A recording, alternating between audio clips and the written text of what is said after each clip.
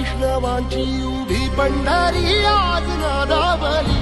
तुझे नाव ओटी तुझे रूप ध्यानी जीवाला तुझी आस गा लागली जरी बाप साऱ्या जगाचा परी तू आम्हाले कराची विठू माऊली